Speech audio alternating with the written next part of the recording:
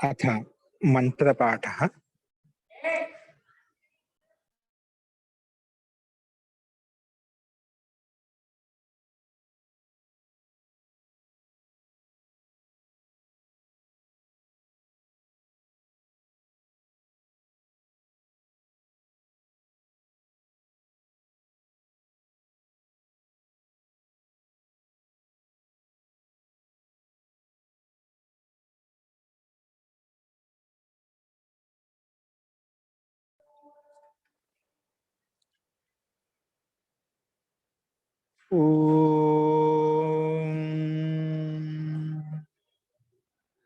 सहनाववतु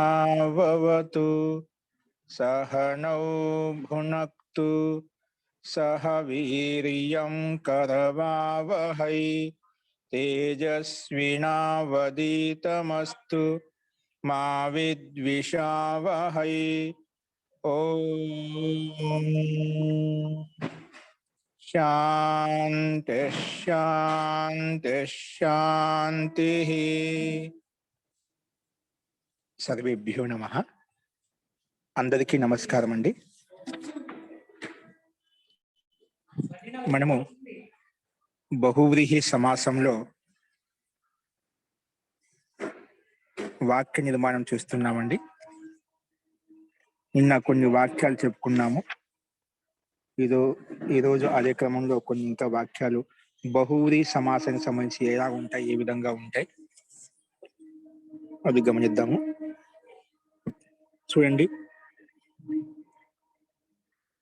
next వాక్యం రాసుకోండి.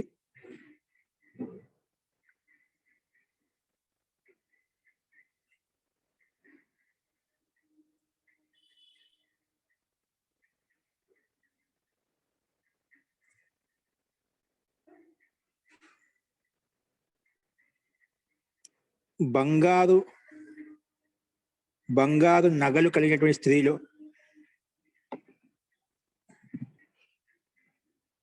బంగారు నగలతో యుక్తమైనటువంటి స్త్రీలో బంగారు నగలతో యుక్తమైనటువంటి స్త్రీలో బంగారు నగలతో యుక్తమైనటువంటి స్త్రీలో బంగారు నగలతో యుక్తమైనటువంటి స్త్రీలో విద్య యొక్క ఆభూషణం లేకుంటే, విద్య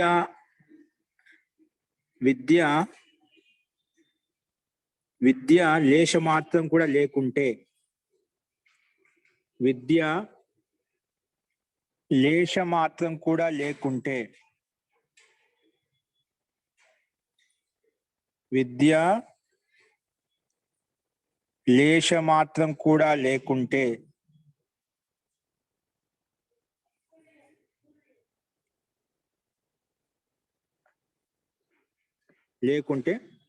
వారి యొక్క జీవనం వ్యర్థము. వారి యొక్క జీవనము వ్యర్థము. విద్య లేశమాత్రం కూడా లేకుంటే వారి యొక్క జీవితం వ్యర్థము. వారి యొక్క జీవితం వ్యర్థము.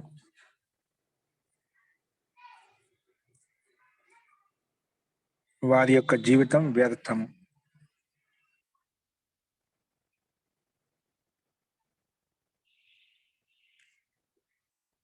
చెప్పండి. అంటే అటువంటి స్త్రీ బంగారు నగలతో యుక్తమై ఉంటుందన్నమాట. కానీ అటువంటి ఐశ్వర్యం ఉన్నా కూడా వారి దగ్గర ఆ విద్య లేకుంటే గిన వారి జీవితం వ్యర్థం అని చెప్పి తాత్పర్యం. వాస్తవంగా ఇప్పుడున్న సమాజంలో, ఎందుకంటే మొట్టమొదటి గురువు ఎవరంటే మాత అని చెప్పుకుంటాం, తల్లి అని చెప్పుకుంటాం. కాబట్టి అటువంటి స్త్రీకే ముందు శిక్షణ, విద్య అనేది అవసరం అండి. ఆ స్త్రీ విద్యావంతురాలు కాకపోయిందనుకోండి, ఆ సంతానం కూడా అలాగే ఉంటుందన్నమాట. కాబట్టి మనకు స్త్రీలు ముఖ్యంగా చదువుకోవాలన్నమాట. విద్యాయుక్తమే ఉండాలి. అప్పుడే అటువంటి విద్యాయుక్తమైనప్పుడే వారి అలంకరణ, వారి ఆభూషణాలు, వారి ఏవైతే అలంకరించారో అవన్నీ కూడా అవి శోభాయమానంగా ఉంటాయి. వారిలో విద్య లేకపోతేనా ఎన్ని ఉన్నా కూడా అవి అంత శోభనివ్వనమాట. సో వ్యక్తికి విద్య ద్వారా గుణాల ద్వారానే శోభింపబడతాడు కానీ ఏదో వస్త్రాల ద్వారా వేషభూష ద్వారా అలంకార ఆభరణాల ద్వారా శోభించబడదు. తాత్పర్యం ఇది ఈ వాక్యం యొక్క. సో విద్య అనేది లేకపోతేనా అది జీవనం వ్యర్థంగా ఉంటుంది, అంత శోభాయమానంగా కూడా ఉండదు అనమాట. గుణవంతులతో పాటు యుక్తమై ఉన్నప్పుడు ఇవన్నీ కూడా శోభనిస్తాయండి. కాబట్టి ఈ వాక్యం యొక్క తాత్పర్యం ఇది. అస్తు జీ వినిపించిందండి?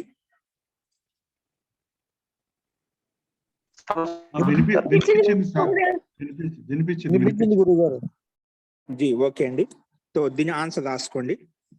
కాబట్టి అది ముఖ్యంగా అందుకే స్త్రీలకు శిక్షణ ఎందుకు అని అనుకుంటారు. వాస్తవంగా ముఖ్యంగా స్త్రీలు చదువుకోవాలి. స్త్రీలు చదువుకుంటేనే రాబోయే సంతానం అనేది వాళ్ళు భవిష్యత్తును ఉజ్వలంగా ఉంటుంది. ఎందుకంటే మొదట్లో అయితే శిక్ష నేర్పిస్తే అదే శిక్ష వాళ్ళ జీవితాన్ని ఉపయోగపడుతున్నాడు. మొదటి సంస్కారం ముఖ్యంగా మనకు కావాల్సిన సంస్కారాలు కాబట్టి అది తల్లి గర్భావస్థ నుండి మనకు ఒక వయసు వచ్చేంత వరకు తల్లి నేర్పిస్తుంది మొట్టమొదటి శిక్ష అంతా. అక్షర విన్యాసం అంటే అక్షరాభ్యాసం అంతా కూడా మాత నేర్పిస్తున్నాడు. అది ఎవరి సాధ్యం కాదు, తండ్రికి సాధ్యం కాదు, గురువుకు సాధ్యం కాదు, అది కేవలం మాతతోనే సంభవం అవుతుంది. కాబట్టి అటువంటి మాత విద్యావంతురాలు విదూష అయింది అనుకోండి, వాళ్ళ సంతానం ఎందుకు ప్రారంభంలో ఇలాంటి సంస్కారం ఇస్తే అదే సంస్కారం లాస్ట్ వరకు అదే పనిచేస్తుందండి. కాబట్టి ముఖ్యంగా ప్రతి ఒక్కరి ఇంట్లో ప్రతి ఒక్క స్త్రీ చదువుకోవాలండి. కాబట్టి ముఖ్య నైమిత్తికం ఎంత అయితే విద్య అవసరమో ఒక స్త్రీకి, ఒక కాబోయే మాతకి తల్లికి ఎంతైతే అవసరం అది ఖచ్చితంగా అనివార్యంగా ఉండాలి. అనివార్యం మొత్తం ప్రతి ఒక్కరికి కూడా విద్య అనేది అవసరమే, అనివార్యం కాదు. యథావిధిగా మనకు వేదాలు కేవలం మానవ మాతృకి ఈ వేదాలు ఇవ్వబడ్డాయండి. అంటే దీంట్లో స్త్రీలు పురుషుల మతభేదం అంటూ ఏమీ లేదు. ఇప్పుడు కొంతమంది అలా కూడా అంటున్నారు, స్త్రీలు విద్యాభ్యాసం చేయకూడదండి, చదువుకోకూడదు, వాళ్ళు ఎంతసేపు ఇంటి వరకే సీమితం అని చెప్పి. ఇప్పుడు ఉన్న భౌతిక జనరేషన్ మనం చూస్తే అన్ని రంగాల వాళ్ళే ముందు ఉంటున్నారు అన్నమాట. అట్లా ప్రతి విషయంలో కూడా వాళ్ళకి అన్నిటికీ అధికారం ఉంది. కొన్ని క్రియాకలాపాలు తప్ప అన్నిటికీ వారికి కూడా అధికారం ఉంది. కాబట్టి వాళ్ళే ముందుగా శిక్షావంతులుగా ఉండాలన్నమాట. వారు ఉన్నప్పుడే అంత సంతానం కూడా బాగుంటుంది. సో ఇది వాక్యం యొక్క అభిప్రాయం. చూడండి, దీని యొక్క తాత్పర్యం రాసుకోండి. సువర్ణ అలంకారాయాం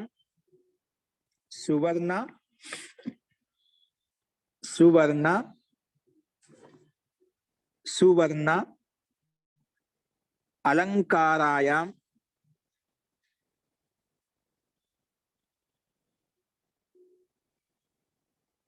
లలనాయాం. ఎవరు లలనా అని స్త్రీ యొక్క విశేషణం అండి. స్త్రీకి లలనా శబ్దం వచ్చిందన్నమాట. సువర్ణ అలంకారాయాం లలనాయాం అంటే స్త్రీలో, సువర్ణాలతో అలంకరించబడిన స్త్రీలో విద్యా లేశోపి నా స్యాత్. ఇది విద్య అనేది లేశమాత్రం కూడా లేకుంటే, విద్య లేశమాత్రం కంటే కొంచెం కూడా లేకుంటే తస్యాహ జీవనం వ్యర్థమస్తి. ఆమె యొక్క జీవనము, వారి యొక్క జీవనం అని చెప్పాను, ఆమె యొక్క జీవనం వ్యర్థం అవుతుంది. నిజంగా ఈ జీవితంలో మనకు జన్మ అంటూ ఒక అవసరం కలిగిందంటే విద్యాభ్యాసంతో యుక్తమై ఉంటే అది ఎంతో మనకు జన్మాంతరాలకు ఉపయోగపడుతుంది విద్య అనేది. అంటే ఆ సంస్కారం మనం నాటుకుపోతున్నాడు. ఆ బీజం, ఆ విత్తనం మనం సంస్కారంలో మన సూక్ష్మ శరీరంలో పెట్టినకు ఎట్లా ఎన్ని జన్మలు తీసుకున్నా అదే సంస్కారంతో ముందుకు వెళ్తూ ఉంటాం. కాబట్టి విద్యారూపి సంస్కారాన్ని ముందు మనలో ఆ బీజాన్ని మన సూక్ష్మ శరీరంలో నాటుకోవాలి. ఆ సంస్కారాన్ని మనకు వచ్చిందంటే ఖచ్చితంగా జన్మ అనేది నిశ్చితం. కాబట్టి మనకు రాబోయే జన్మ అనేది వ్యవస్థితంగా ఉంటుంది, సుఖకరంగా ఉంటుంది అన్నమాట. కాబట్టి ఫస్ట్ సువర్ణ అలంకారాయం, సువర్ణ అలంకరించబడి ఎవరు? లలనాయాం. లలన అంటే స్త్రీ శబ్దం కొత్తగా వచ్చింది ఇక్కడ. లలనాయాం అంటే స్త్రీలో. విద్యా లేశోపి నా స్యాత్, విద్యా లేశం కూడా లేకుంటే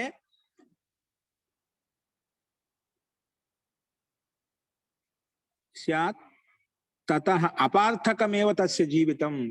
సో దాన్ని ఇంకో రకం ఎలా చెప్పాడు? తతః అంతరమవుతుంది అపార్థకం అంటే వ్యర్థం ఏమైనా తాత్పర్యం. వ్యర్థమేవ తస్యాహ జీవితం. అది ఎవరైనా కావచ్చు, వ్యర్థం. స్త్రీలోని కాదు, పురుషుడిలో ఇదే వర్తిస్తుందండి. పురుషుడికైనా ఇదే వర్తిస్తుంది. విద్యారహిత విద్యావిహీన పశు. విద్య లేనివాడు పశుతో సమానం అన్నమాట. అంటే కేవలం ఏదో కర్మ చేయడము, పని చేయడము, తినడము, పడుకోవడము అంతే వాళ్ళ జీవితం యొక్క లక్ష్యం అని చెప్పి భావిస్తూ అదే జీవితం అనుకుంటానమాట. ఇప్పుడు ఆహారం, విహారం అనేవి అన్ని పశు పక్షులకు చేస్తున్నాం. మనలో వాళ్ళలో తేడా ఉంది. ఏదో మన శ్లోకం చెప్తున్నదా, ఆహార నిద్ర భయమైతునం చ సామాన్యమేతత్ పశుభిర్ నరానం. ఆహారము విహారము, ఆహారం విహ ఆహార నిద్ర, నిద్ర అనేది ఆహార నిద్ర భయం, వారికి భయం ఉంటుంది, మనకు కూడా భయం ఉంటుంది. మైతునం అవి కూడా చేస్తున్నాయి, మనసు కూడా చేస్తున్నారు సంతానోత్పత్తి కోసం. ఆహార నిద్ర భయం మైతునం చ సామాన్యమేతది, ఇవన్నీ కూడా సామాన్యం, పశువుల్లో మనుషుల్లో సామాన్యం. సో విశేషం ఏంటి? సామాన్యమేతత్ ధర్మో విశేష. కానీ ఆ పశువుల్లో మనకు మధ్య తేడా ఏంటంటే ధర్మ విశేషం. మనకు భగవంతుడు ఆలోచించడానికి, స్వతంత్ర కర్మ చేయడానికి, ధార్మిక అనుష్ఠానాలు చేయడానికి ఒక అవకాశం కల్పించాను. బుద్ధి విశిష్టం, బుద్ధి అనేది ఇచ్చాను అన్నమాట. మనం చేసే కర్మలు మనకు ఒక కర్మాశయాన్ని ఇచ్చి వచ్చే జన్మకు పునాదిని ఇస్తాయన్నమాట. కాబట్టి ఆ పశువుల్లో మనసులో తేడా ఏంటంటే ధర్మం ఒకటి విశేషము, ధర్మో ఏకో విశేష అని చెప్పి ఆ శ్లోక 2వ చరణంలో ఉందన్నమాట. మహోదయ ఒకసారి రిపీట్ చేయరా ఆన్సర్? ఏంటండి ఆన్సర్ ఒకసారి మళ్ళీ రిపీట్ చేయరా? సువర్ణ అలంకారాయాం సువర్ణ అలంకారాయాం లలనాయాం విద్యాలేశోపి నా స్యాత్. విద్యాలేశోపి నా స్యాత్. విద్యాలేశమార్థం కూడా అంటే కొంచెం కూడా అర్థం. లేశం అంటే కొంచెం కూడా. లేశోపి నా స్యాత్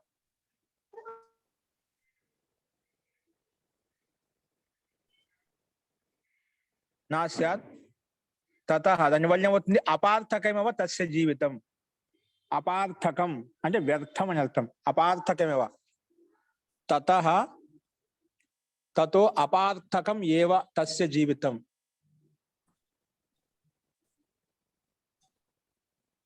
అపార్థకమేవ తస్య జీవితం.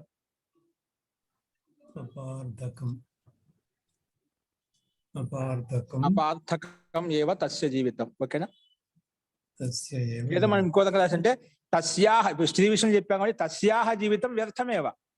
అటువంటి స్త్రీ యొక్క జీవితం వ్యర్థం అవుతుంది అంటే వ్యర్థం అని కాదు, దాన్ని ఉపయోగించుకుంటే ఇప్పుడు చాలా మంది అవకాశం ఉండదు, వాళ్ళ జీవితం వ్యర్థం అయిపోయిందా. కానీ భగవంతుడు సామాన్యంగా పుట్టుకతో అందరికీ స్వాభావిక జ్ఞానం కూడా ఉందండి. మనం చూసి కూడా ఆ సంస్కారం నాటకపోయి ఉంది. విద్యా రూపంలో చదువుకోవాలి. చాలా మంది ఇప్పుడు మనకంటే కూడా చదువుకున్న వాళ్ళకంటే లౌకికంగా ఉండే గ్రామాల్లో ఉండే వాళ్ళు ఎంత మర్యాదంగా ఉంటారు, ఎంత గౌరవించడం అంటే ఎవరితో ఎలా ఉండాలని కూడా అన్ని విషయాలు నాగరికుల కంటే పల్లెటూరు వాళ్ళకి, గ్రామస్తులకి, ఏం చదువుకునే వాళ్ళకి మంచి మర్యాదలు తెలుసు అండి. వారికి చెడు మంచి గురించి తెలుసు. అది పుట్టుక స్వాభావికంగా వంశానుగతంగా పరంపరానురీతంగా చూసి ఒకరినొకరు చూసి అది వింటూ సమాజం చూస్తూ కొందరికి ఆ సంస్కారం ఆటోమేటిక్ గా సహజంగా వస్తుంది. అంటే లేని వారి గురించి చదువుకుంటే అత్యంత వారి జీవితం సుఖమయంగా ఉంటుంది. లేని వారి గురించి ఇక్కడ వాక్యం అన్నమాట. అస్తు, నెక్స్ట్ వాక్యం రాసుకోండి.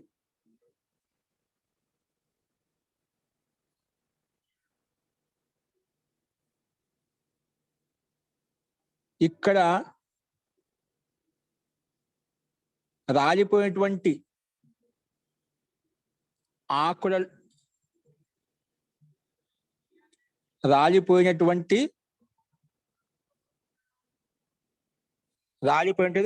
ఆకుల చెట్లలో, ఇక్కడ రాలిపోయినటువంటి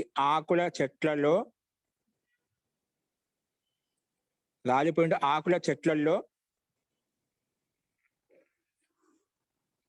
ఇక్కడ రాలిపోయినటువంటి ఆకుల చెట్ల యొక్క సమూహంలో, రాలిపోయినటువంటి ఆకుల చెట్ల యొక్క సమూహంలో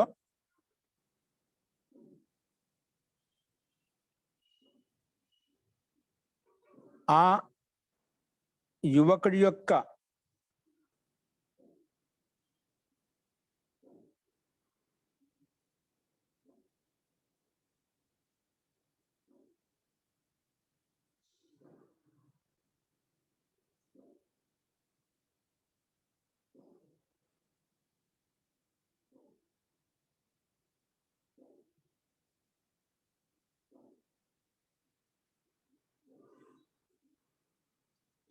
యొక్క గంజే పనుకు అంటే వెంట్రుకలు లేని వారు, అటువంటి వ్యక్తి అటువంటి ఎలాగా అన్వేషించగలవు? ఆ యువకుడిని ఎలా అన్వేషించగలవు? ఒకసారి ఆ చెప్తారా అండి? రాలిపోయినటువంటి ఆకుల యొక్క చెట్ల సమూహంలో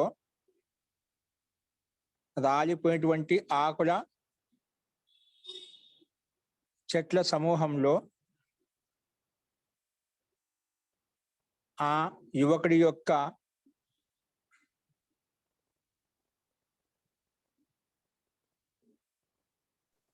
బట్టతలండి గురుగారు. ఆ యువకుడి యొక్క బట్టతల అంటారు. బట్టతలను ఎలా వెతకగలవు? ఎలా అన్వేషించగలవు?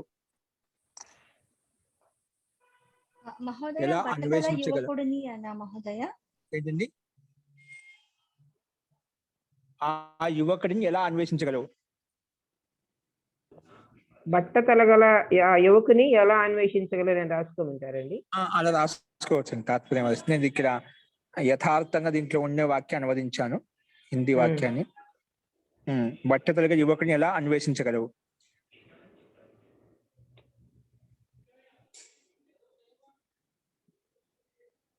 చూడు, ఇప్పుడు ఇట్లా ఈ రకంగా వాక్యం దాన్ని ఎలాగ మనం అన్వేషించగలుగుతాం? ఈ రాలిపోయిన చెట్ల వృక్షములు గల సమూహంలో చెప్పాను. ఏషాం ప్రపర్ణానాం ఇది ఎందుకు చెప్పి ఈ బట్టతల ఎందుకు వచ్చిందంటే, మనము బహుళ సమాజ్ చెప్పినప్పుడు ఒక చోట అన్ని వెంట్రుకలు లేని వాళ్ళని ఇలా పిలుస్తామని చెప్పి చాలా ఉదాహరణలు వచ్చాయని గుర్తుందో లేదా మీకు? ఆ ఉదాహరణ ఇక్కడ చూపించాను అనమాట. ఏషాం ప్రపర్ణానాం దాన్నే ప్రపతిత పర్ణానాం. ఏషాం ప్రపతిత వర్ణానాం పతిత పర్ణానాం పాదపానాం సమూహే. పాదపానం అంటే చెట్లు. పాదపా అంటే చెట్లు అని. ఇక్కడ పాదపానాం సమూహే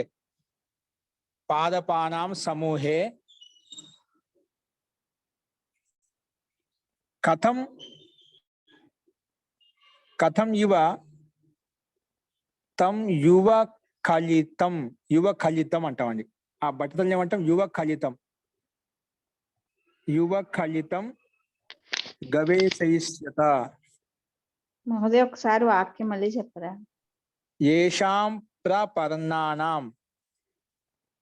ప్రపర్ణ అంటే పతితః పర్ణః ప్రపర్ణః. ఏషాం ప్రపర్ణానాం. ప్రపర్ణ ఇక సమస్త పదం, ప్రాకి పర్ణకి. ఏషాం ప్రపర్ణానం అంటే రాలిపోయిన చెట్ల యొక్క రాలిపోయిన ఆకుల యొక్క చెట్ల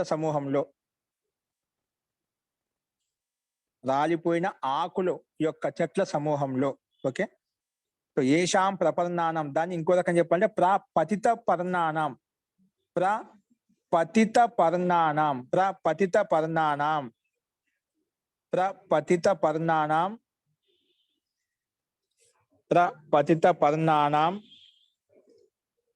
పాదపానాం సమూహే.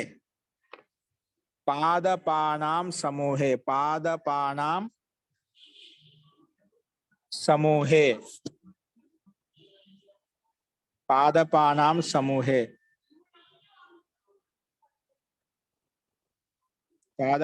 సమూహే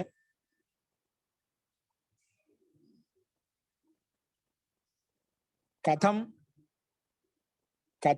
యువ శబ్దం ఇక్కడ అవసరం లేదండి. కథం తం యువ కలితం. కథం ఎలాగా ఆ యువ బట్టతల గల వ్యక్తిని గవేషయిష్యామ అన్వేషించగలము అన్నప్పుడు గవేషయిష్యామ. నువ్వు ఎలా అన్వేషించగలవు? నువ్వు గవేషయిష్యథ. ఎలా అన్వేషించగలవు నువ్వు? ఈ సమూహంలో అటువంటి వ్యక్తి ఎలా అన్వేషించగలవు? అలా వస్తున్నాను. తం యువ కలితం. కల్వాటః అంటే యువ కలతి అండి. యువ కలతిం అండి. యువ కలతిం గవేషయిష్యత అలా గవేషిష్యతకి మనం ఖచ్చితంగా నువ్వు ఎలా అన్వేషించగలవు అలా వస్తుందంట. యూయం కథం మీరు ఎలా అన్వేషించగలరు. కథం గవేషయిష్యత మధ్యమపురుష బహువచనం అండి. కథం గవేషయిష్యత మధ్యమపురుష బహువచనం. ఓకేనా?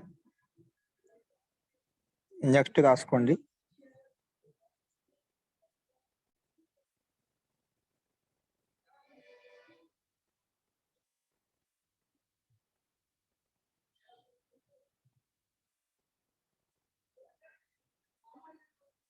నిపూతులకు ఉత్తమ గతి కలగదు.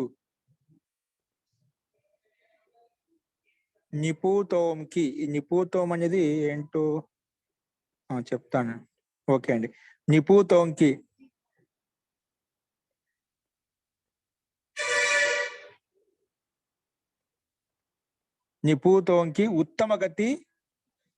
ఉత్తమ గతి ఇది ఒకటి గంభీరమైనటువంటి విషయం ఉన్నట్టుందండి. నిపూతోంకి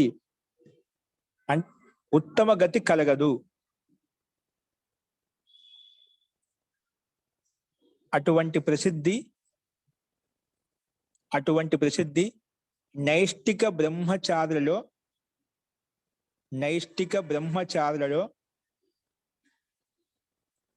వర్తించదు.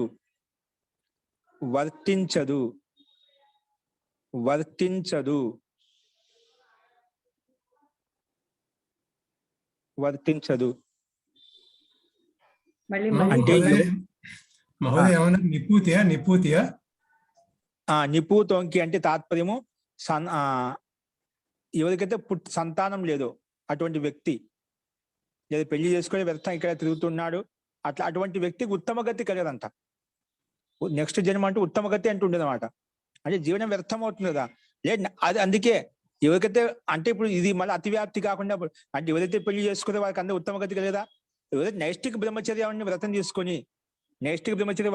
తీసుకొని వాళ్ళు ఆధ్యాత్మిక గ్రంథాలను స్వాధ్యాయంలో పరోపకాల సేవలో అలా యుక్తమై ఉన్నారో వారి కలుగుతుంది. అందుకే నైష్టిక బ్రహ్మచారి ఇది వినియోగించబడిన మాట. ఈ సిద్ధాంతం అక్కడ ఎవరు వ్యర్థంగా అట్లా గృహస్థ జీవనంలోకి వెళ్ళి అక్కడ సంతానోత్పత్తి చేయకుండా లేదంటే వ్యర్థం కాలక్షేపం చేస్తున్నారో ఎటువంటి తిరుగుతున్నారో అటువంటి వారికి మళ్ళీ వచ్చేదేమో ఉత్తమగతి ఉండదంట.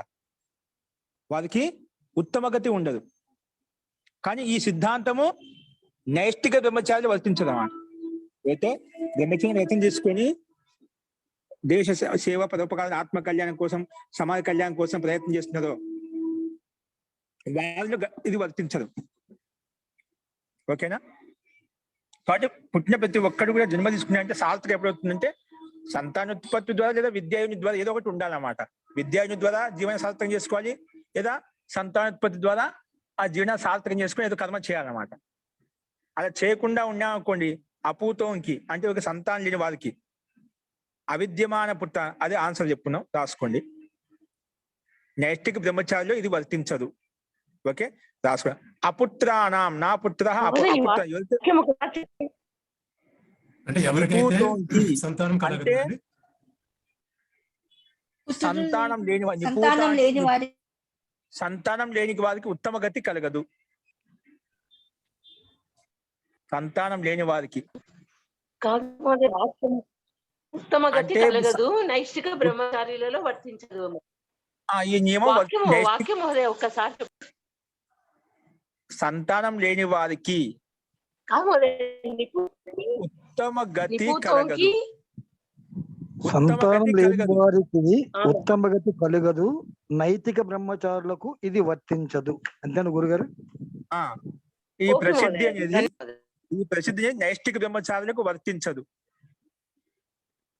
ఇప్పుడు సంతానం లేదంటే కొంత గృహస్థు లేనప్పుడు కొంతమందికి ఏదో కారణం వల్ల సంతానం ఉండదండి. అట్లా తీసుకోవచ్చు. ఆ సంతానం లేని వాళ్ళు ఉత్తమ కర్మలు చేయడానికి అవకాశం ఉందన్నమాట. వాళ్ళు గృహస్థులు కాబట్టి పరోపకారం చేయొచ్చు, ధార్మిక అనుష్ఠానాలు చేయవచ్చు, కొన్ని ఏదో ఒక రకం చేసి అట్లా పుణ్యం సంపాదించుకోవచ్చు. ఆ రకం ఏదో మన ఉత్తమ గతి కలుగుతుందన్నమాట. ఉత్తమ గతి ఎవరికంటే వ్యర్థంగా జీవనం కాలక్షేపం చేసే వారికి. ఓకేనా? ఇంకోటి మనకు భాగ్యవశాత్తు దోషవత్ జన్మత వచ్చిందంటే అది వేరే విషయం అండి. జన్మతః సంతానం లేకపోయింటే కొన్ని కర్మలు ఉంటాయన్నమాట. కర్మల కారణంగా కూడా మనకు ఆ సంతానం కలిగిపోవచ్చు. ఇది మనకి ఇప్పుడు ఇది కొత్త విషయం కాదు. రాజా మహారాజు సంతానం లేక వారు దశరథ మహారాజు మనం 3 పెళ్లిలు చేసుకున్నారు. అంటే మొదట్లో అప్పుడు అట్లా ఉండేది, లేదు ఇంకా తర్వాత అందరికి సంతానం కలిగింది అనుకోండి. అట్లా కొన్ని సందర్భాలు కొన్ని కర్మ విశేషాలు ఉంటాయండి. దానికన్నా కలగకపోవచ్చు. ఈ నియమం ఎక్కడ వర్తిస్తుంది? వ్యర్థంగా కాలక్షేపం చేసి జీవనం వ్యర్థంగా తిరుగుతూ ఉంటారు చూడండి, అలాగా. అంటే కొంతమంది మళ్ళీ ఈ ప్రశ్న వేస్తారని చెప్పి కొంతమంది బ్రహ్మచారి అలా తిరుగుతుంటారా? కొంతమంది ఉండొచ్చు. ఎవరైతే పూర్తిగా నైష్టిక బ్రహ్మచర్య అని చెప్పి అందుకే స్పష్టంగా చెప్పాడు, నైష్టిక బ్రహ్మచార్యమే ఇది వర్తించదు. నిష్ఠాపూర్వకంగా బ్రహ్మచర్య వ్రతం తీసుకొని ఆచరిస్తూ ఆత్మ కళ్యాణం కోసం, దేశ సేవ, సమాజ కళ్యాణం కోసం లీనమై ఉన్నదో అటువంటి వాళ్ళకి ఇది వర్తించదు ఈ సిద్ధాంతం.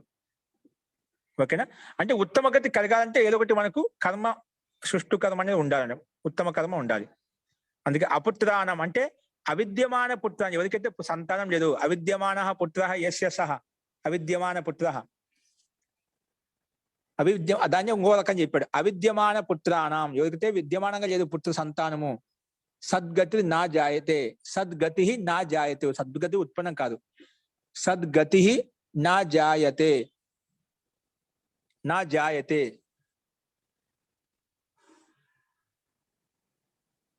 నా జాయతే ఇతి ఇతి ఇయం లోకోక్తి, ఇతి ఇయం ఇది లోకోక్తి అనమాట. అంటే ఇది ప్రసిద్ధం, లోకంలో ఇది ప్రసిద్ధమైన ఒక లోకోక్తి అంటాం కదా మనం. దీన్ని ఏమంటాం తెలుగులో? కహావత్. కహావత్ కహావత్ ఏమంటాం? లోకోక్తి అంటాం మన తెలుగులో అయితే నాకు తెలిసి.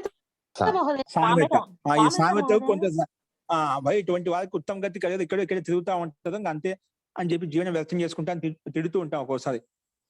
అంటే అటువంటి సద్గతి నా జాయతే, అది జాయతే ఉత్పన్నం కాదు. ఇతి ఇయం లోకోక్తి అంటే ఈ సామెత, ఇతి ఇయం లోకోక్తి, ఏ లోకోక్తి?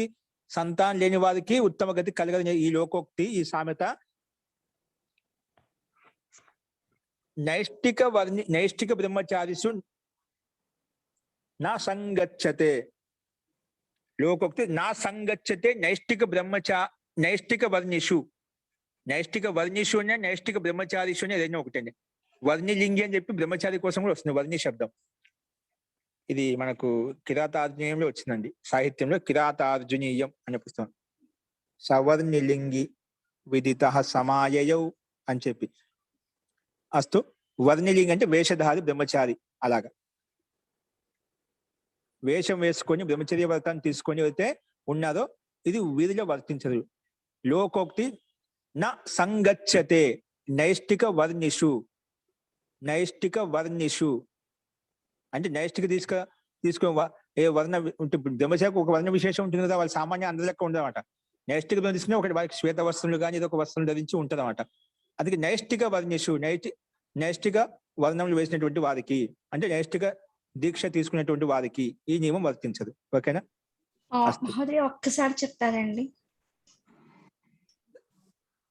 అవిద్యమాన పుత్రాణం సద్గతి నా జాయతే, సద్గతి అంటే ఉత్తమ గతి, నా జాయతే ఉత్పన్నం కాదు. ఇతి ఇయం, ఇది ఈ లోకోక్తి, జాయతే ఇతి అది కంప్లీట్ అయిపోయింది కాదు, ఇయం లోకోక్తి అని అర్థం. ఇయం అంటే ఈ లోకోక్తి, అంటే ఈ సామెత. నా సంగచ్చతే ఇది యుక్తి సంగతం కాదు, అంటే ఇది గ్రహించబడదు. ఎక్కడ? నైష్టిక వర్ణిసు, నా సంగచ్చతే నైష్టిక వర్ణిసు, నైష్టిక వర్ణం వాళ్ళలో, నైష్టిక దీక్షాదారులలో నా సంగచ్చతే ఈ నియమం స్వీకరించబడదు అని అర్థం. ధన్యవాదాలండి. క్షమితామాచార్య, జీ ఇక్కడ ఇయం లోకోక్తి అంటే లోకోక్తి అన్నది స్త్రీలింగము కనుక ఇయం ని కూడా స్త్రీలింగం కింద ఉపయోగించారు గురుగారు. లోకోక్తి స్త్రీలింగం కాబట్టి ఇయం శబ్దం విశేషణంగా వచ్చింది కాబట్టి అది కూడా ఇయం పెట్టి ఇయం లోకోక్తి స్త్రీలింగం అండి, విశేషణ భావం. అస్తు మహోదయ.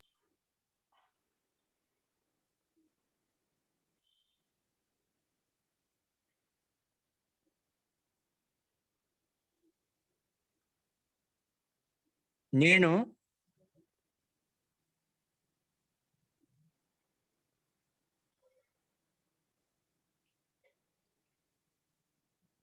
ఎందులో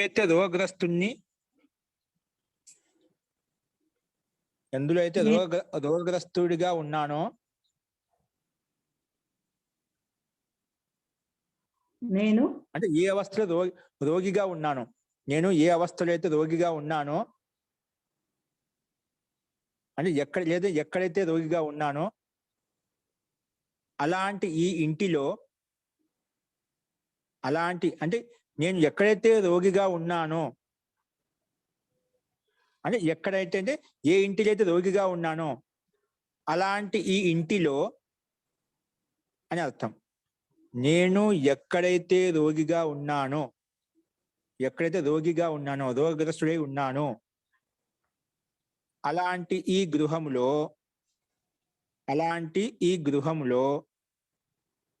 నీవు ఎందుకు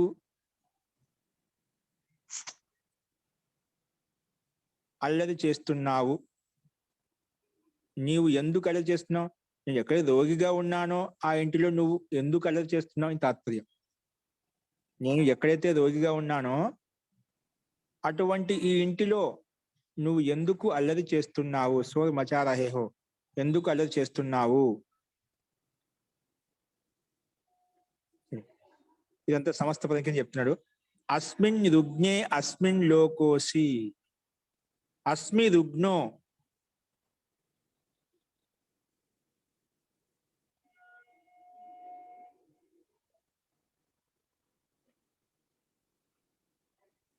అస్మిన్ రుగ్నో, అస్మిన్ ఎందులో అయితే అస్మిన్ రుగ్నే అస్మిన్ నోకసి, అస్మిన్ నోకసి. ఇది నోకసి ఇంటి శబ్దానికి నోకసి శబ్దం వచ్చింది, గృహ శబ్దానికి నోకసి శబ్దం వచ్చింది ఇక్కడ.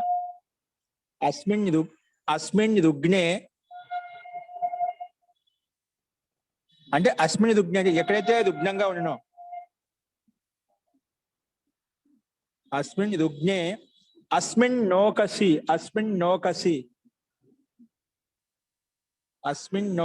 ఇంటిలో, ఏ ఇంటిలో రోగగ్రస్తునో అస్మిన్ నోకసి అలాంటి ఇంటిలో, కథం ఎలాగా, కోలాహలం కురుత, కోలాహలం అంటే అల్లరి చేయడం. కోలాహలం కురుత, ఎందుకు చేస్తున్నారు అలాగా.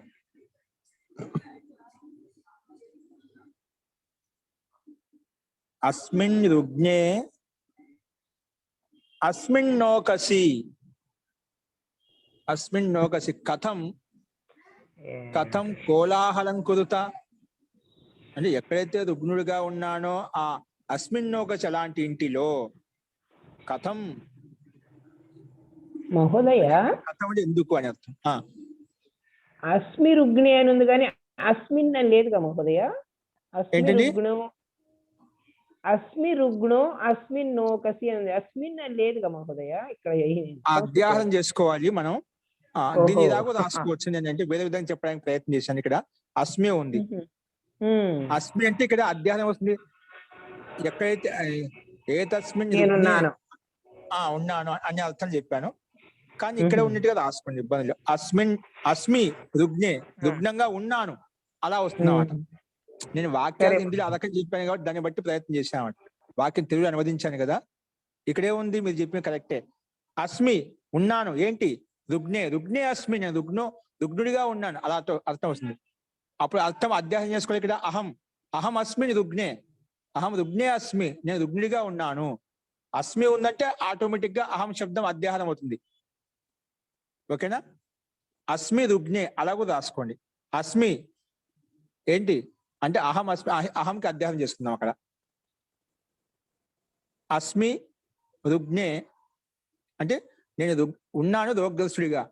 అలాంటి అస్మిన్ నోకస్ అలాంటి ఇంటిలో కథం ఎందుకు కోలాహలం కురుత, కోలాహలం చేస్తున్నావు. ఓకేనా? కానీ ఇదే రాసుకోండి మనకి, ఎందుకంటే అది నేను అధ్యాహనం చేసుకుంటే అది కూడా చెప్పుకోవాలి. యస్మిన్ గృహే రుగ్నోస్మి తస్మిన్నేవ గృహే కథం కోలాహలం కురుత, ఏ ఇంటితో రోగగ్రస్తుడిగా ఉన్నానో తస్మిన్నేవ గృహే అలా మారిపోవాలన్నమాట. కానీ ఇక్కడ పదజాలం కొంచెం భిన్నంగా ఇచ్చారు కాబట్టి మనం ఇది కూడా కొంచెం తెలిసిన పదాలు కాకుండా కొంచెం నూతన పదాలు వాడుకుంటే మంచిది. మనకు నోకసి శబ్దం ఒకటి విశిష్టంగా వచ్చిందన్నమాట. మహోదయ గమనించు. ఇది సకారాంత పదమా అండి? నోకసి నోకసి మనస్ సరస్వతి సకారం అండి. సరస్వతి మనహ మనసి మనాంసి అలాగా అలా ఉంటుందండి. ఇదేంటి మనకు అంతం నోకసి అలా ఉండదండి. నోకస్ శబ్దం అండి. పయసి పయోహు పయాంసు దాదాపు అలా ఉంటుంది, కొంచెం భిన్నంగా ఉంటుంది నోకస్ శబ్దం అనేది. ఓకేనా? నోకసి అది ఇకారాంతి తీసుకుంటే భిన్నంగా ఉంటుందండి. ఇది సప్తమి ఏకవచనం. సప్తమి ఏకవచనం అండి. అస్మిన్ నోకసి. అస్తు, నెక్స్ట్ రాసుకోండి.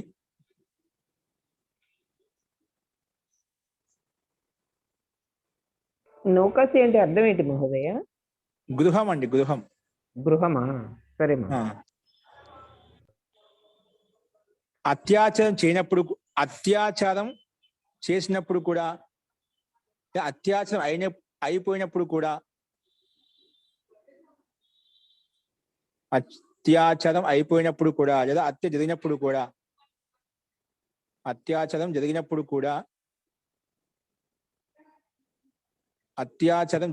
కూడా క్రిందికి ముఖం చేసి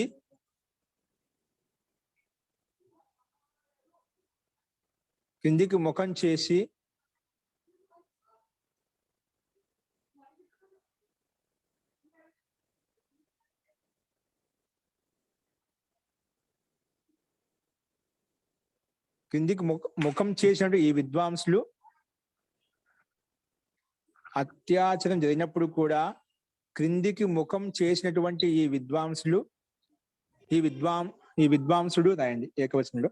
ఈ విద్వాంసుడు క్రిందికి ముఖం చేసినటువంటి ఈ విద్వాంసుడు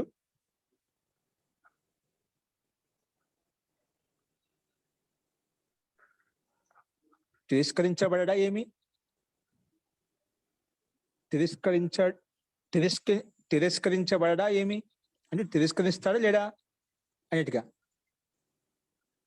అంటే వానికి కారణం ఉంటుంది, నిమిత్తం ఉంటామంట. జరిగినప్పుడు కూడా కిందికి ముఖం అంటే హత్య జరిగినప్పుడు కూడా కిందికి ముఖం చేసి అట్లా బుద్ధిమంత తలక కిందికి ఉంచుకున్నా అనుకున్నా, అప్పుడు ఆ వ్యక్తిని ఏమనాలి? అతను తిరస్కరిస్తాను లేదా? ఎందుకు జరిగింది, ఎలా జరిగింది, ఏంటి కారణం ఏంటి?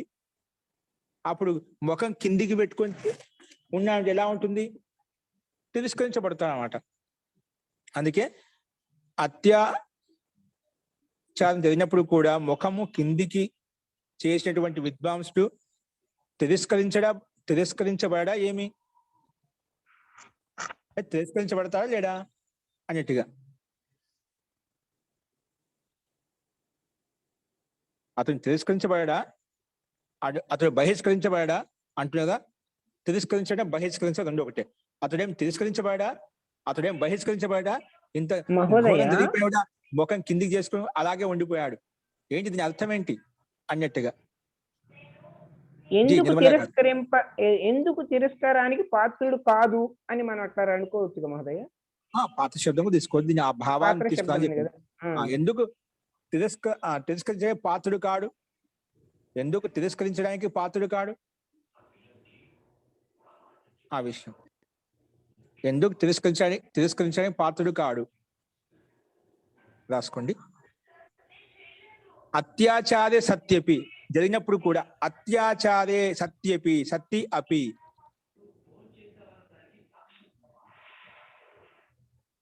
అత్యాచారే సత్యపి జరిగినప్పుడు కూడా అధోముఖాః ఏ పండితాః ఇమే విపశ్చితాః ఇక్కడ నీచేది ముఖాన్ని కూడా ఇచ్చాడు పక్కన బ్రాకెట్ లో పక్కన కూడా. అత్యాచారే సత్యపి ఇంతవరకు అర్థం వస్తుంది. అత్యాచారం జరిగినప్పుడు కూడా అధోముఖాః అంటే ముఖము అధో భాగం వైపు ఉంచుకొని, నీచది ముఖం కిందికి ఉంచుకొని, ఇమే విపశ్చిత ఏవైతే విద్వాంసులు పండితులు ఇమే విపశ్చిత ఈ పండితుడు ఇమే విపశ్చిత ఈ పండితుడు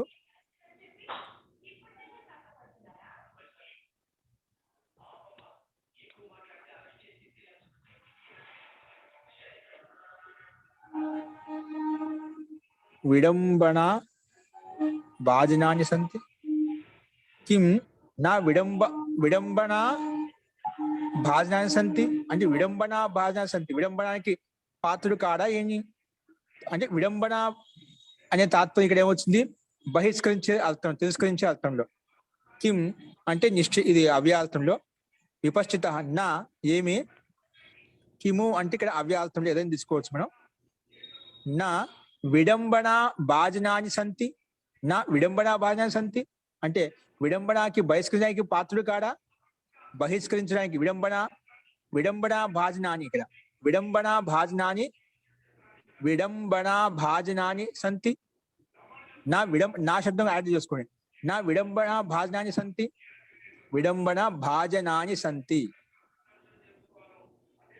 అంటే విడంబనాకి అంటే పాత్రుడు కాడా అంటే భాజన అంటే బహిష్కరించడానికి తిరస్కరించడానికి పాత్రుడు కాడా ఆ అర్థం దీంట్లో వస్తుంది కిం ఏమి విడంబన భాజనాని నా సంతి విడంబనా భాజన నా సంతి అంటే బహిష్కరించడానికి పాత్రుడు కాడా ఏమి అత్యాచారే సత్యపి అధోముఖాః లేదా నేచేది ముఖాః అధోముఖాః లేదా నేచేది ముఖాః ఇమే విపశ్చిత ఈ విద్వాంసుడు ఈ పండితుడు ముఖా నా విడంబనా భాజనాని సంతి విపశ్చితో సంధి చేస్తే విపశ్చిత అనేది విపశ్చితో అయిపోయింది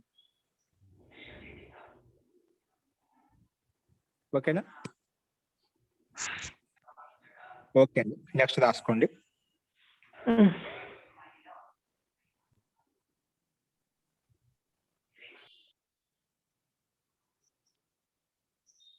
అటువంటి సందర్భంలో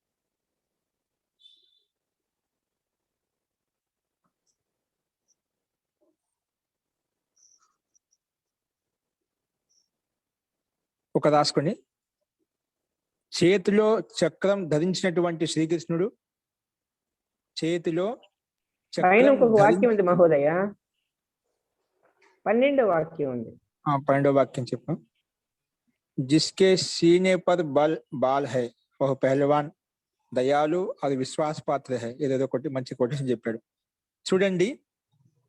చూడండి ఎవరి యొక్క ఛాతి మీద వెంట్రుకలు ఉన్నాయో ఎవరి యొక్క ఛాతి అంటే గుండెల మీద వెంట్రుకలు ఉన్నాయో అటువంటి బలవంతుడు అంటే పహల్వాన్ బలవంతుడు దయాలు మరియు విశ్వాసపాత్రుడు దయాలుగా ఉంటాడు మరియు విశ్వాసపాత్రుడుగా ఉంటాడు దయాలు మరియు విశ్వాసపాత్రుడు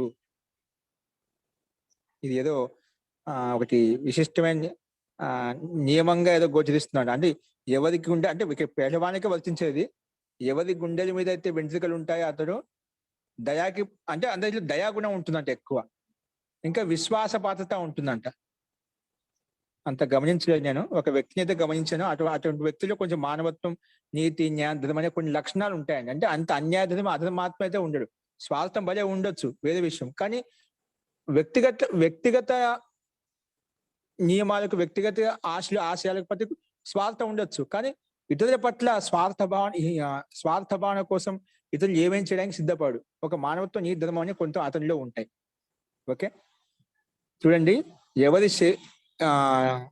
ఛాతి అంటే గుండెల మీద ఎంట్రుకలు ఉంటాయో, హృదయం మీద ఎంట్రుకలు ఉంటాయో అటువంటి పెహల్వంతుడు దయాలు మరియు విశ్వాసపాత్రుడు. అటువంటి బలవంతుడు అండి. పెహల్వాన్ ఇచ్చాడు. పెహల్వాన్ అంటే బలమైన వాడు.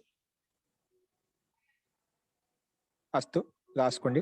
పశ్యత చూడండి. పశ్యతం పశ్యత లోట్లకార్ సారీ పశ్యతం లోట్లకార్ మధ్యపు బహువచనం అండి. పశ్యత. ఉదసి లోమాహ మల్ల అంటే మల్ల యుద్ధం చేసేవాడు. మల్ల యుద్ధ విషయంలో చెప్తున్నామాట. ఉదసి లోమాహ, ఉదసి అంటే హృదయం, లోమాహ వెంట్రుకలు, చిన్న చిన్న లోమాలు. ఉదసి లోమాహ ఇది మనకు కూడా సమాస్త పదం అండి, సమాసేషం. ఉదసి లోమాహ స మల్లహ ఏ ఉదసి లోమాహ, ఉదసిలో అంటే ఛాతిలో లోమాలు ఉన్నాయి. ఏ బలవంతుడికైతే మల్లహ, మల్లహ అంటే బలవంతుడు, కుస్తీ చేసేవాడు, బలం ప్రయోగం చేసి యుద్ధం చేసేవాడు అనమాట. సా మల్లహ. ఒకసారి దుర్యోధనికి భీష్ముడికి కూడా మల్ల యుద్ధం జరిగింది. అంతకంటే ముందు కూడా వేరే వాళ్ళకి ఇవ్వదండి మల్ల యుద్ధం జరిగింది. భీముడితోటి కృష్ణుడి దగ్గర జరిపిస్తాడు. కీచ కూడా జరాసంధుడు, జరాసంధుడే కదా. అవునండి. జరాసంధుని తోటి. అస్తు. ఉదసి లోమా సా మల్లః దయాలు విశ్రంభ భాజనం చ వర్తతే. విశ్రంభ కొత్త శబ్దం వచ్చింది. విశ్రంభ భాజనం చ, విశ్రంభ భాజనం చ వర్తతే. విశ్రంభ భాజనం చ వర్తతే. విశ్రంభ భాజనం చ వర్తతే. ఓకేనా? సో ఇది కొంచెం గమనించవచ్చు. ఒక స్థూల లక్షణం అంటే ఇదో మిత్తమని కాదు, ఒక స్థూల లక్షణం కింద చెప్పుకోవచ్చు.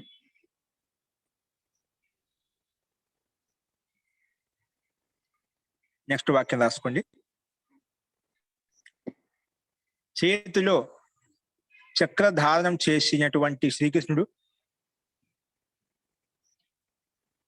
చేతిలో చక్రధారణం చేసినటువంటి శ్రీకృష్ణుడు మహాధనుర్ధరి అయిన భీష్మ పితామహ వైపు పరిగెత్తాడు కదా. చేతిలో చక్రం ధరించినటువంటి శ్రీకృష్ణుడు అంటే అటువంటి సందర్భంలో సిచ్యువేషన్ అలా వచ్చింది కదా. భీష్మ పిత అన్ని ఎలా రథాలను చక్రం అన్ని పలగొడుతుంటే భీష్మ పితామహుడు అప్పుడు ఇంకా అధర్మానికి గెలుపు వస్తుంది వాళ్ళతో ఈ రకంగా భీష్మ పితామహుడు భగ్నం చేస్తే అంటే ఆయన చక్రం ఎత్తాడు అన్నమాట. ఆయనకు మాకు ప్రతిజ్ఞ ఉంటుంది కదా, నేను శస్త్రాన్ని ఉపయోగించను అని చెప్పి.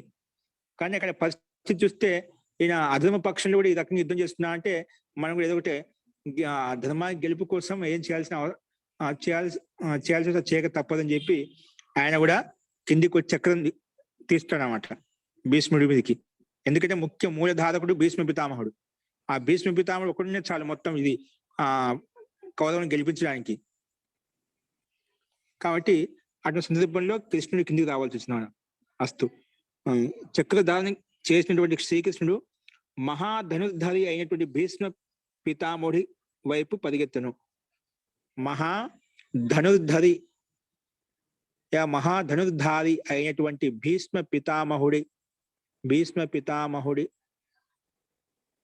పితామహునికి వైపు రాయండి. భీష్మ పితామహుని వైపు పరిగెత్తును. భీష్మ పితామహుని వైపు పరిగెత్తును. అప్పుడు చక్రపాణి మధుసూదను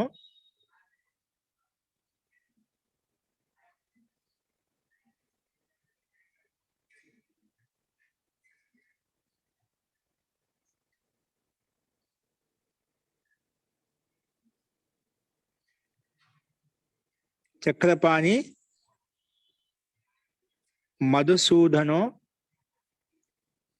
దాని సమాధానం అండి. ఒక్క నిమిషం, ఇది వాక్యం అయిపోయిందండి. చక్రపాణి మధుసూదనో దధావా పరిగెత్తును. ఆన్సర్ చెప్పేశాను.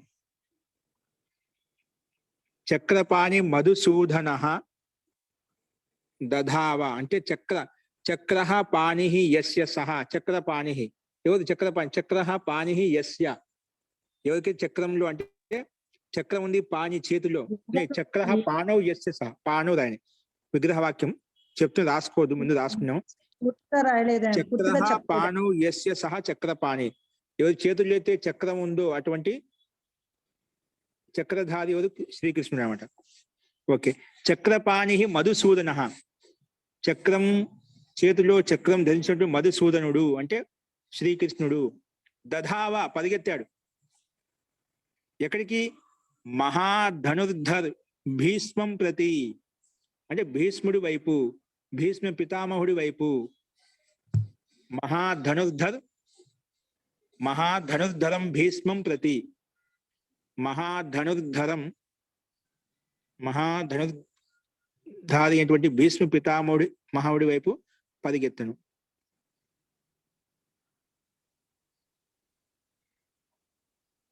చక్రపాణి మధుసూదన దధావ ప్రతి దధావాన. దధావ చెప్తారా? కాదు, మధ్యము చేకొచ్చినామండి. పరిగెత్తాడు.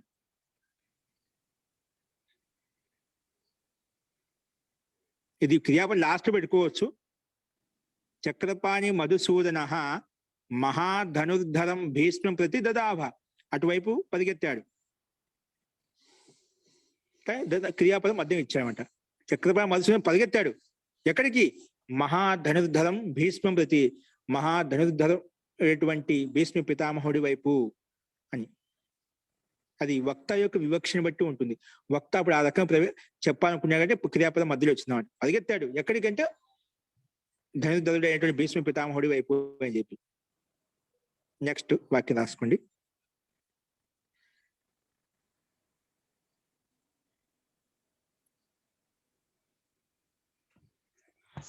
ఒంటె ముఖము కలిగినటువంటి కోతి.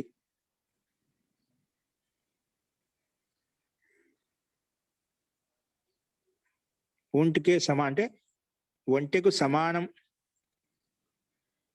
ఒంటెకు సమానం అంటే ముఖము కలిగినట్టు కోతి.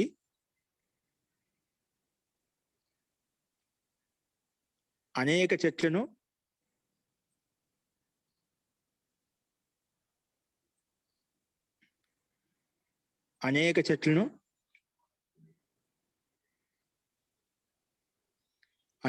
విసిరి వేసింది, అంటే పీకి పాడేసింది, లేదా భగ్నం చేసింది.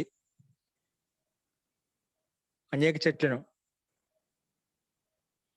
ఒంటెకు సమానం, ఒంటెకు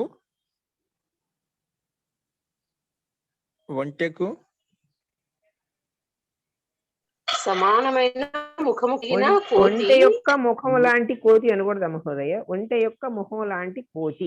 ఒంటెకు సమానమైన ముఖం కలిగిన కోతి అనేక చెట్లను ఉజాడిదియ అంటే నాశనం చేసింది. అనేక చెట్లను పీకి పాడేసింది, విసిరి వేసింది, పీకి పాడేసింది, నాశనం చేసింది. పీకి పాడే నాశనం చేయడం. చేతులు అలా కోతులు చిన్న చిన్న మొక్కలు అలా పీకి పాడేస్తుంటాయి కదా ఇష్టానుసారంగా. ఒంటె ముఖం కలిగినటువంటి కోతి, ఒంటెకు సమానమైనటువంటి ముఖం కలిగిన కోతి, లేదంటే అట్లా ఒంటెకు సమానమైనటువంటి ముఖము కలిగినటువంటి కోతి అనేక వృక్షాలను పీకి పాడేసింది, నాశనం చేసింది. రాసుకోండి. ఉష్ట్రముఖేన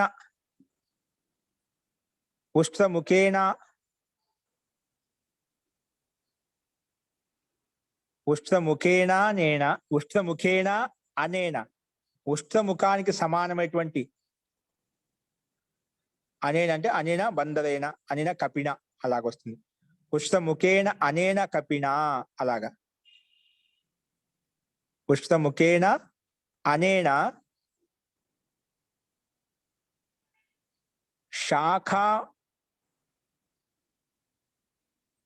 శాఖా మృగేణ నా ఏకే అనోకః.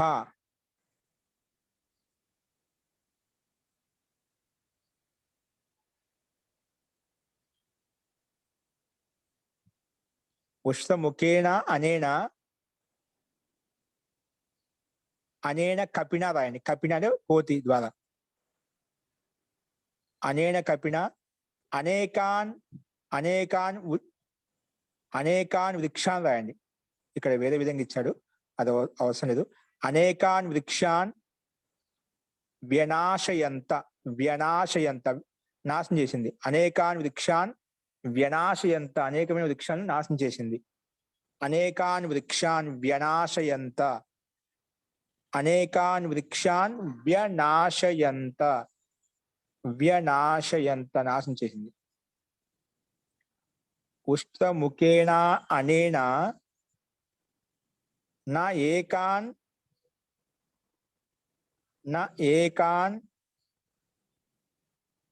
క్షమతాం. ఉష్ణముఖేన అనేన కపిన అనేకాన్ వృక్షాలను వ్యనాశయంత నాశనం చేసింది. ఓకే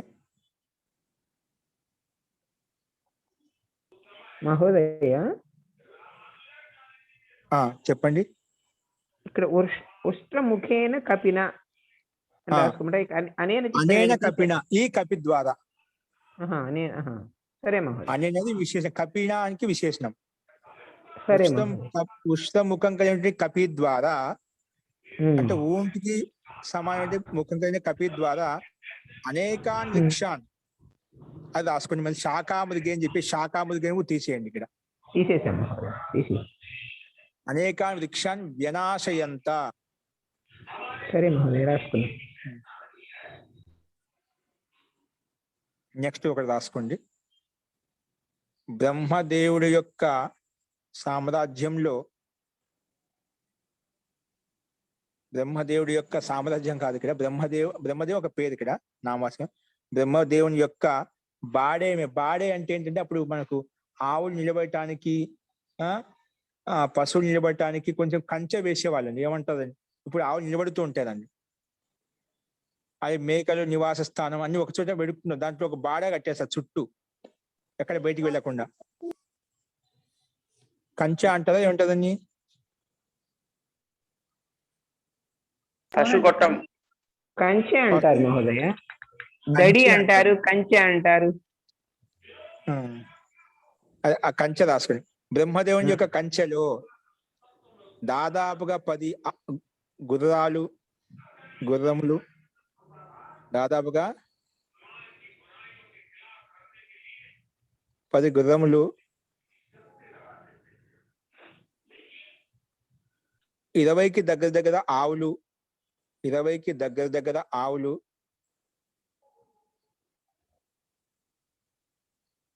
దాదాపుగా 30 మేకలు,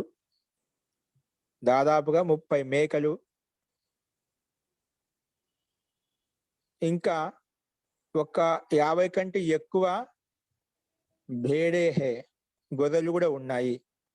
50 కంటే ఎక్కువ గొర్రెలు కూడా ఉన్నాయి.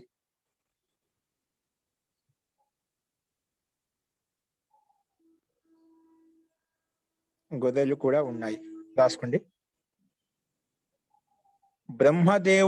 బ్రహ్మదేవస్య గోష్ఠే గోష్ఠిని కంచంలో బాడ అని కూడా అంటారు. బ్రహ్మదేవస్య గోష్ఠే ఉపదశ తురగాహ. ఉపదశ మనం చెప్పుకున్నా దగ్గర దూరం అనే అర్థంలో కొన్ని సంవత్సరాలు చెప్పుకున్నా. ఆ సంవత్సరం ఉపయోగించు. ఉపదశాహ తురగాహ. తురగా అంటే గుర్రములు అండి. ఉపదశ అంటే 10కి దగ్గర దాదాపుగా 10 ఆవులు అని చెప్పి 10 గుర్రాలు అని చెప్పాను. దాదాపుగా అంటే ఎక్కువ తక్కువ ఉండొచ్చు అన్నమాట. అందుకే ఉపదశాహ తురగాహ. ఉపవింశాహ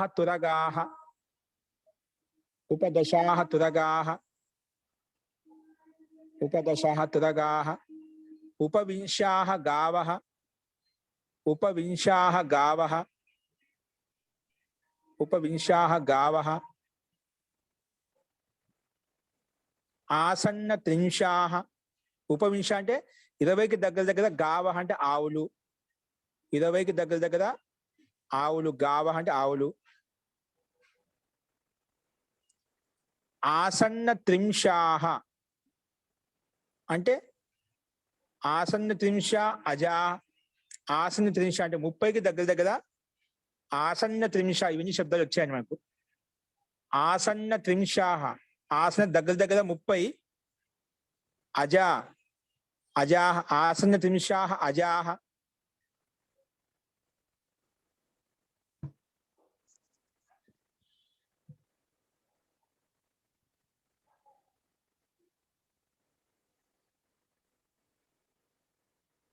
ఆసన్న త్రింశాహ అజాహ అధిక పంచాశత్ పంచాశాహ అధికాహ పంచశాహ అధికాహ అంటే 50కి ఎక్కువ అధిక పంచశాహ అధిక పంచశాహ అంటే 50కి ఎక్కువ. అవయశ్చ సంతి అవయశ్చ చూడు గొర్రెల కోసం అవయశ్చ శబ్దం వచ్చింది ఇక్కడ. అవయశ్చ సంతి పంచ అవయశ్చ సంతి అవయశ్చ అవయః అవయశ్చ సంతి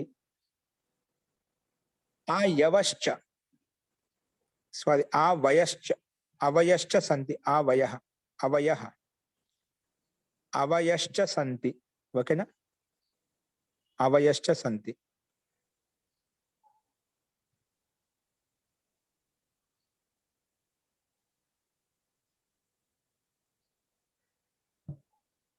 ఓకే రాసుకునేదండి.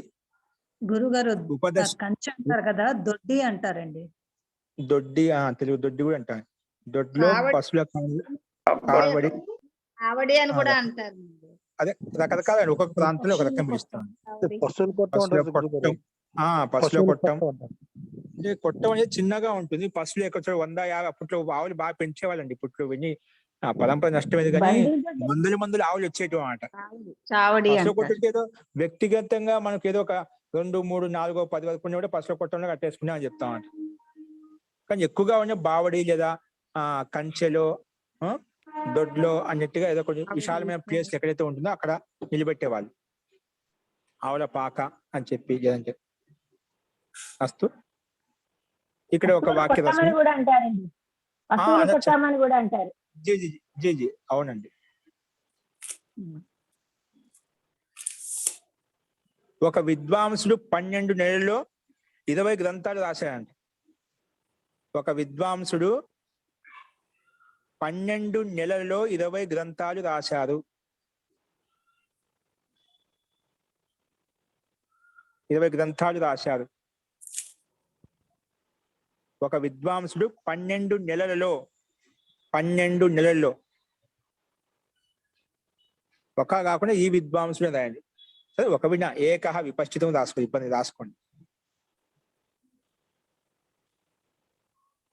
12 నెలల్లో అంటే సంవత్సరంలో 20 గ్రంథాలు రాశారంట.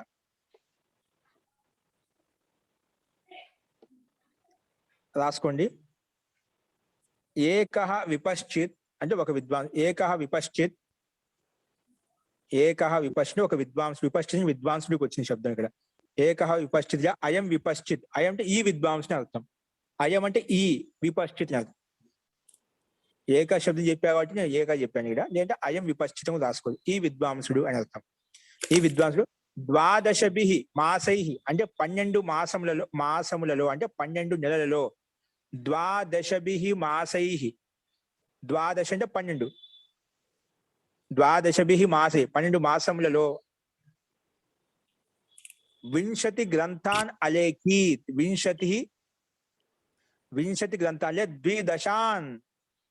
ద్విదశాన్ అంటే 2 పదులు అంటే 20 ద్విదశాన్ లేదా 20 గ్రంథాన్ ద్విదశాన్ గ్రంథాన్ అలేఖీత్ లేదా 20 గ్రంథాన్ అలేఖీత్ 20 గ్రంథాన్ అలేఖీత్ 20 గ్రంథాన్ అలేఖీత్ 20 గ్రంథాన్ అంటే 20 గ్రంథాలు అలేఖి రాశాడు. ఓకే లాస్ట్ అంతిమ ఒక వాక్యం ఉంది. ఈ 5 లడ్లతో నీ కడుపు నిండుతుందా? ఈ इन 5-6 लड्डुओं से इसके पेट भर जाएगा. इतनी पेट పొట్ట నిండుతుందా? ఈ 5 లడ్లతో ఇతని యొక్క పొట్ట నిండుతుందా? లడ్లు తినే వాళ్ళు ఎక్కువ ఉండాలండి.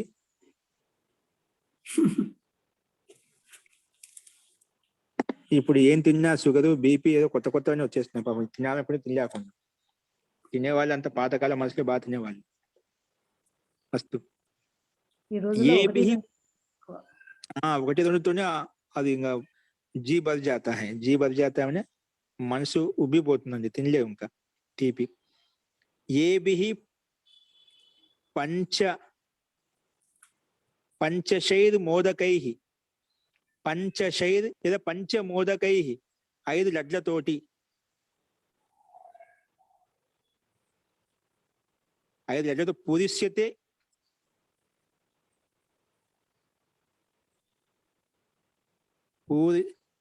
ఏబిహి పంచమోదకైహి, పంచశైర్ మోదకై అట్లా కూడా రాసుకోవచ్చు. పంచశైర్ మోదకైహి పూరయిష్యతే పూరించగలుగుతుందా? ఏంటి 5 లడ్లతో పూరించగలుగుతుందా? ఏంటి పూరించగలుగుతుందా? కిం అస్య ఉదరదరి, ఉదరదరి అని చెప్పాడనమాట. కిం అస్య ఉదరదరి, ఉదర అంటే పొట్ట యొక్క, దరి అంటే కడుపు అంతా కూడా నిండుతుందా? కిం అస్య ఉదరదరి పూరయిష్యతే ఏబిహి పంచశైర్ మోదకై 5 లడ్లతోటి కిం అస్య ఉదదరిహి, కిం అస్య ఉదదరిహి సంధి చేసాం. అస్య ప్లస్ ఉదదరి, అస్యలో ఆ ఉదదరిలో ఓ కలిపోయింది అనమాట. కిం అస్య ఉదదరి పూరయిష్యతే పూరించబడుతుందా? పూరయిష్యతే పూరించబడుతుందా? అలాగా ఈ ఏబిహి పంచశైర్ మోదకైహి మనం ఎలాగే రాసుకోవచ్చు. పూరయిష్యతే పూరించబడుతుందా ఏంటంటే కిం అస్య ఉదదరి.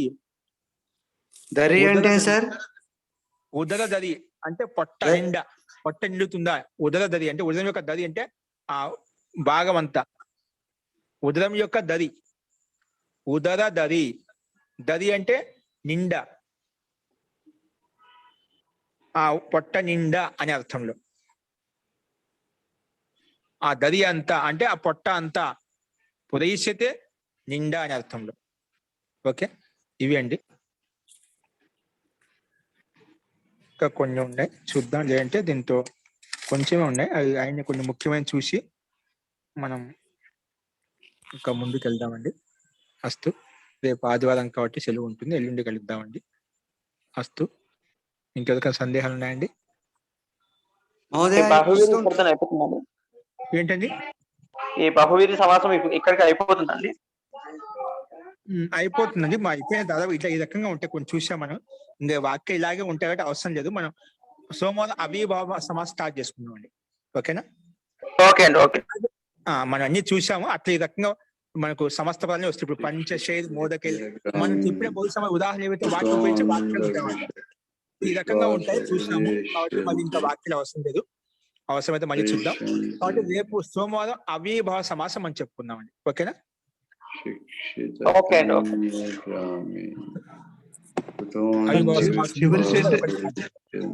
గురుగారు చివరి సెంటెన్స్ ఒకసారి మళ్ళీ చెప్తారా సార్?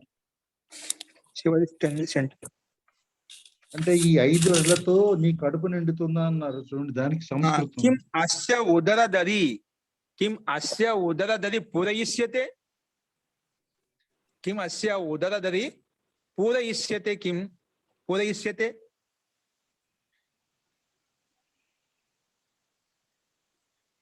ఏభిః పంచశైర్ మోదకైః పూరయిష్యతే కిం అస్య ఉదరదరి, కిం అస్య ఉదరదరి పూరయిష్యతే వా. పొట్ట నిండుతుందా? ఔపచారికంగా మనం వాక్యం కథను చెప్తూ ఉంటాం. ఇది వాక్యం అండి. ఓకే,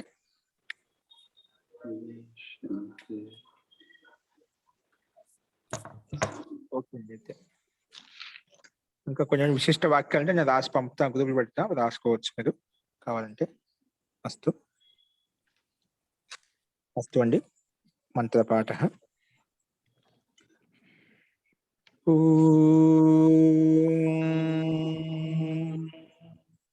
సర్వే భవంతు సుఖినః, సర్వే సంతు నిరామయాః, సర్వే భద్రాణి పశ్యంతు, మా కశ్చిత్ దుఃఖభాగ్ భవేత్. ఓం శాంతి